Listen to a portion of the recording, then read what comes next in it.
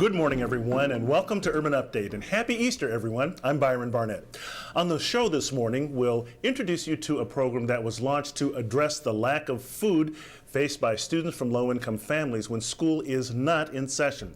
That information in just a bit. Also on the program, Educators for Excellence, which is a growing movement of 25,000 educators united around a set of principles for improving student learning and elevating the teaching profession.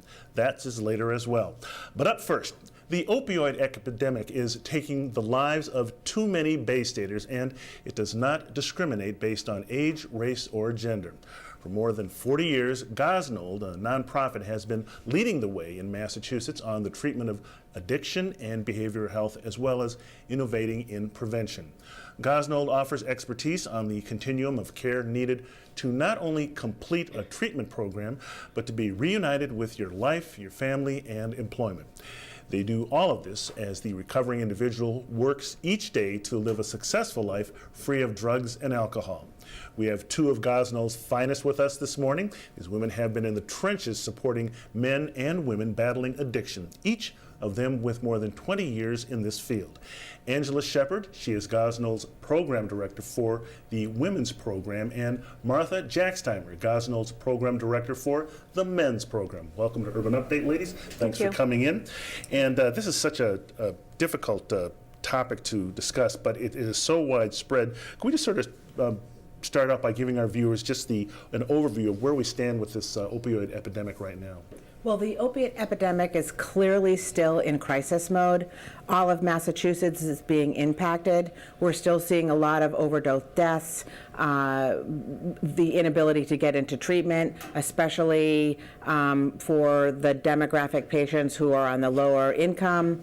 However, the South Shore, Plymouth County, Bristol County, Barnstable County, and Essex County are struggling most. Statistically, they show that the overdose rates in those particular counties are on the increase. However, all of Massachusetts, your neighbors, we may not know that they're struggling with an addiction, but everybody's impacted in all neighborhoods. Anything you can add to that, Angela, at all about the status or the impact of the opioid epidemic right now? I think that one of the impacts we're seeing of the increase with the opiate use and the overdoses is just really the attention and the need for treatment and the need for ongoing continued treatment, removing the stigma and really just making treatment available to people without the shame and removing more barriers. Well, let's talk about your program here. How is this disease different in women, I guess, versus men, I guess, and kind of who's most impacted in this demographic and why? So running a women's program, we have 37 beds, and we have ages 18 to 65. I think the most impacted demographic right now with the opiates is ages 20 to 28. Really, people are getting exposed to opiates at a young age before their brains are fully developed. What they're really finding now is that opiates in particular, along with other drugs and alcohol, is a brain disease and a brain disorder. A lot of research is being done on that.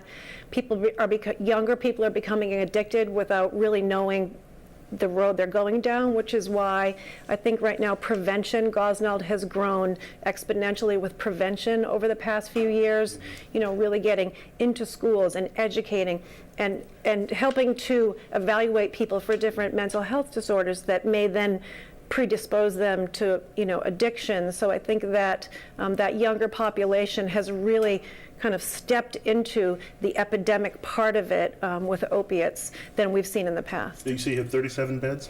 We have 37 beds. Are they all full? They're all full all the time, and there's people waiting to get into them. Okay. Absolutely. Now, Martha, you run the men's program. Are there issues that you see that are more unique to men? So I have 23 men in our program. Our demographics are very similar to Emerson House. Our men are from ages 20 to 65. The majority of the men enter the program for opiate dependency. One of the biggest barriers, is that what you asked, correct? The biggest barriers? What are the barriers or differences that are unique to, the men's program? Yeah, so the men really struggle with the guilt and the shame regarding the ability to admit that they have a problem.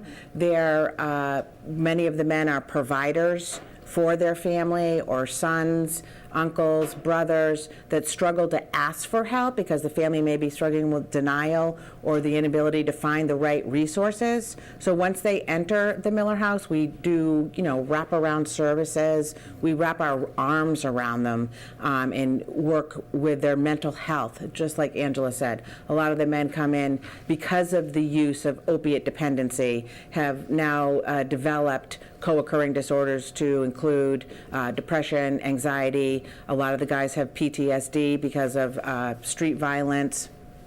Okay. Now, Angela, on the innovation side, what's Gosnold doing for prevention and intervention? So on the prevention side, we have school-based programs. So there's counselors in the schools on the Cape to help assess students for mental health, possible exposure to substance abuse in the home, and substance abuse themselves. It's really educating. They have Calmer Choice, which is helping with meditation in the schools. There's education for families on that end.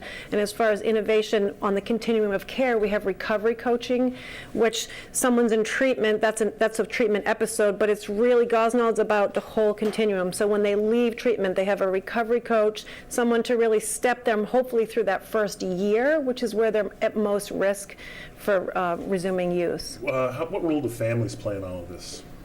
Well, we introduce the families immediately, even when they enter detox or a residential program, and then transition to one of the houses, the men or women's houses. As a director, it's extremely important to have the families come in and address what or how they've been impacted by the disease. I think in regards to innovation too, we have Gosnold employees at South Shore Hospital in the emergency rooms, and we are also starting a new program in the Cape Cod Healthcare Hospital System. What are some of the, biggest misconceptions people have about this topic, I think?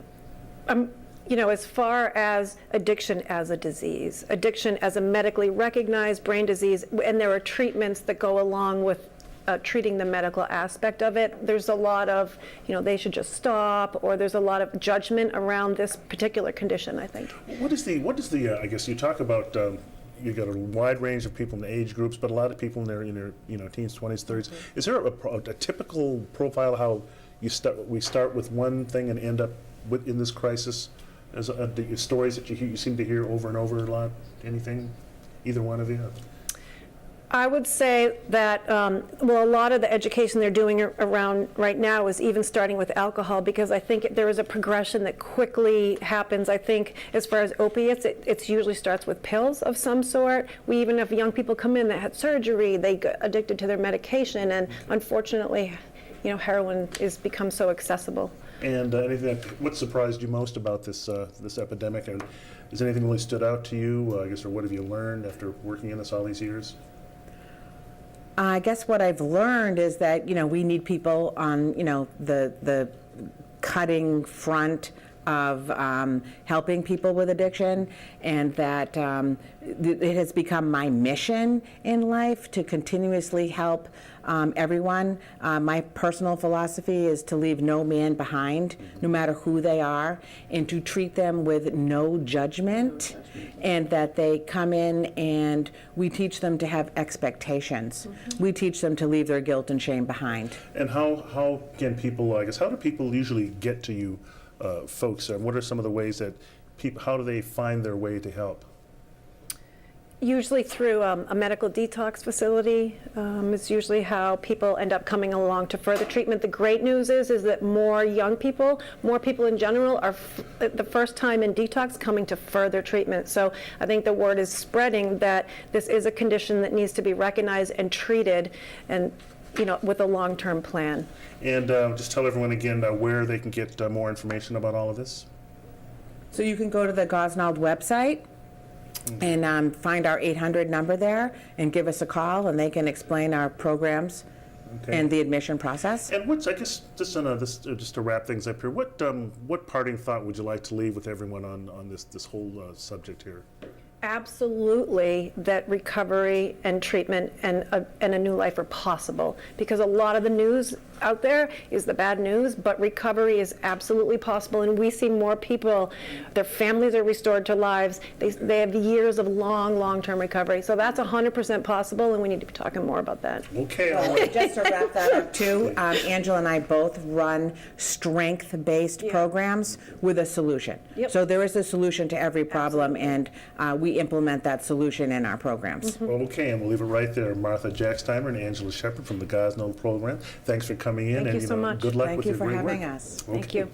All right, up next, a growing movement of 25,000 educators united in elevating the teaching profession. All the details right here. Stay tuned. We'll be right back.